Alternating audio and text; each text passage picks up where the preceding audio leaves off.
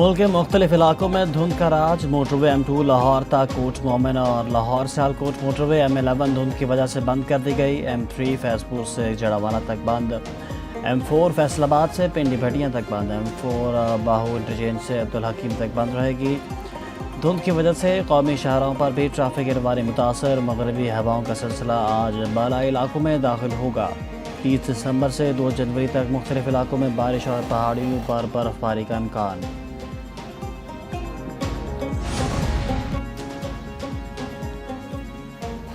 امریکی صدر Donald Trump کی یوکرینی ہم منصب سے 2 گھنٹے طویل ملاقات. مشترکہ پریس کانفرنس میں کہا کہ امن معاہدے کے قریب پہنچ گیا. صدر زیلنسکی اور یورپی رہنماؤں سے بات چیت انتہائی مفید رہی.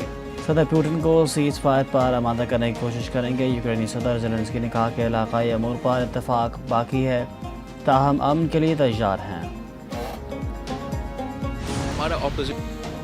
پی ٹی آئی انتہا پسندی کی سیاست چھوڑ دے. انتہا پسند تنظیم بننا ہے تو ریاست کا وہی رویہ ہوگا. قومی اداروں پر حملہ کریں گے تو ایکشن پر شکایت نہیں ہونی چاہیے. چیئرمین پیپلز پارٹی بلال بھٹو زرداری کے لاڑکانہ میں میڈیا سے گفتگو. کہا کہ ایریا سیاست کو سیاسی دائرے میں لائے. سیاسی مفاہمت کے لیے سردر زرداری کو کردار ادا کرنا پڑے گا. کوئی ایک سیاسی جماعت ملک کے لیے مسائل حل نہیں کر سکتی. جس نے لمبی اننگز کھیلنی ہے فیصلہ عوام کریں گے. الیکشن جلد نہیں ہو رہے. ملکی مسائل کا حل پالیسیوں کے تسلسل میں ہے.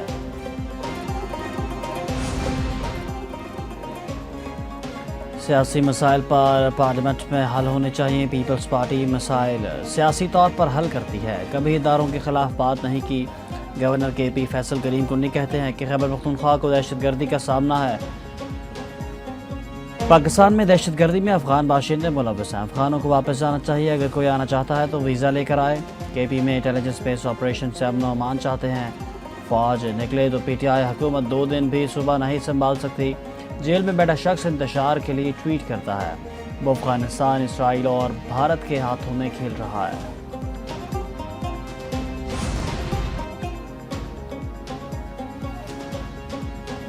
ایک نااہل شخص کو لا کر ترقی کا سفر روکا گیا. وفاقی وزیر احسن اقبال کہتے ہیں کہ مسلم لیگ کے دور میں دہشت گردی اور لوڈ شیڈنگ کا خاتمہ ہوا. بانی پی ٹی آئی نے ملکی معیشت کو نقصان پہنچایا. ملکی مفاد میں عدم اعتماد کے ذریعے نااہل شخص کی حکومت ختم کی. موجودہ دور میں مہنگائی اور پالیسی ریٹ میں نمایاں کمی آئی. حکومت کسانوں کی فلاح و بہبود کے لیے اقدامات کر رہی ہے. پی ٹی آئی نے سوشل میڈیا پر جھوٹے فالوورز بنا رکھے ہیں. پی ٹی آئی کے سوشل میڈیا پر مقبولیت کے دعوے فریب ہیں. سوشل میڈیا پر پروپیگنڈا کر کے مقبولیت کا ڈرامہ کیا جاتا ہے. وزیر مملکت قانون و انصاف بیرسٹر عقیل ملک کی پریس کانفرنس بولے بھارتی پروپیگنڈا اکاؤنٹ سے P T I social media کی پیروی کرتے ہیں. پی ٹی آئی سیاسی میدان کی ناکامیاں چھپانے کے لیے سوشل میڈیا کا سہارا لیتی ہے. پی ٹی آئی کی حقیقت عوام کے سامنے آشکار ہو چکی.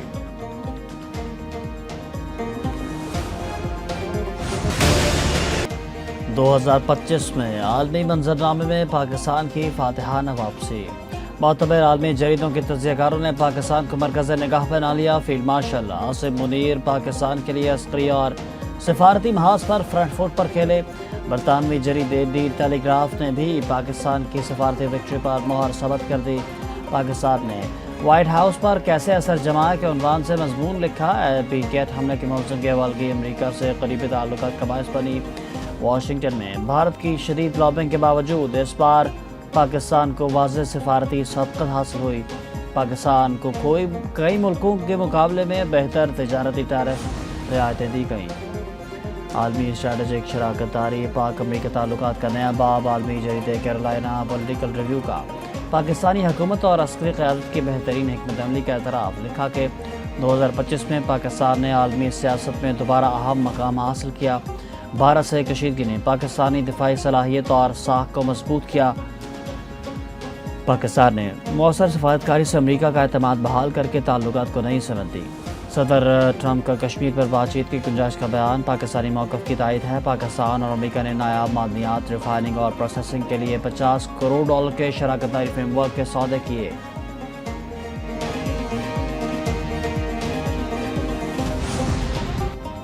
سیکیورٹی فورسز کا بلوچستان کے ضلع قلات میں خفیہ اطلاعات پر آپریشن 4 بھارتی حمایت یافتہ دہشت گرد ہلاک کر دیے گئے۔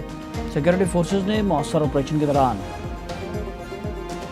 دہشت گردوں کے ٹھکانے تباہ کیے۔ ہلاک دہشت گردوں سے بڑی تعداد میں اسلحہ گولہ بارود۔ ISPR کے مطابق دہشت گرد علاقے میں کئی کارروائی میں ملوث سے دہشت گردوں کے ساتھیوں کا پتہ چلانے کے لیے علاقے میں کلیئرنس آپریشن جاری۔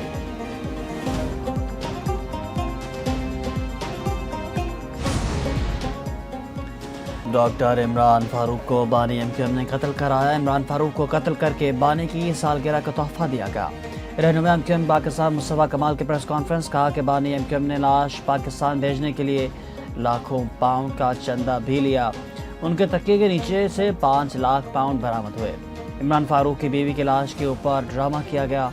بانی MQM بھارتی ایجنسی راک سے رقوم لیتے رہے۔ عمران فاروق کے اصل قاتلوں کو گرفتار کیا جائے۔ بانی MQM قومی مجرم اور ملک کا غدار ہے۔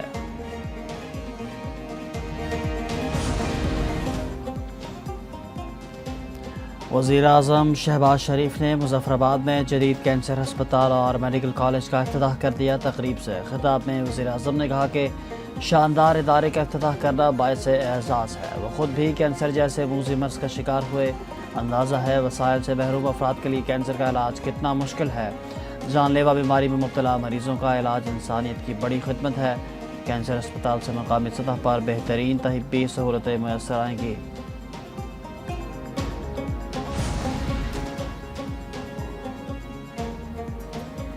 پاکستان کی ترقی چاہتے ہیں، حکومت اداروں کی نجکاری کرے، یہ وقت کی ضرورت ہے۔ ماضی میں ریلوے، PIA، اسٹیل مل سمیت بیشتر ادارے تباہ ہو چکے۔ نجکاری کا مطلب حکومتی خسارہ کم اور ٹیکس جمع کرنا ہے۔ مرکزی صدر ANP ایمن ولی خان کا بشیر بلوچ شہید کی برسی پر تقریب سے خطاب کہتے ہیں کہ امن کے لیے جانیں قربان کرنے والے شہداء کو سلام پیش کرتے ہیں۔ صرف اپنی جماعت کے شہید رہنماؤں اور کارکنوں کے نہیں، دہشت گردی میں شہید تمام افراد کی بات کر رہے ہیں۔ بھارت کے ساتھ جو بھی ہوگا برابری کی سطح پر ہوگا۔ انڈر 19 ایشیا کپ میں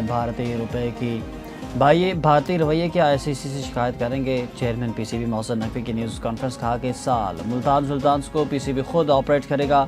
2 نئی ٹیموں کی بیٹنگ کے لیے 10 پارٹیوں نے کوالیفائی کیا۔ وسیم اکرم PSL کے برانڈ ایمبیسڈر ہوں گے۔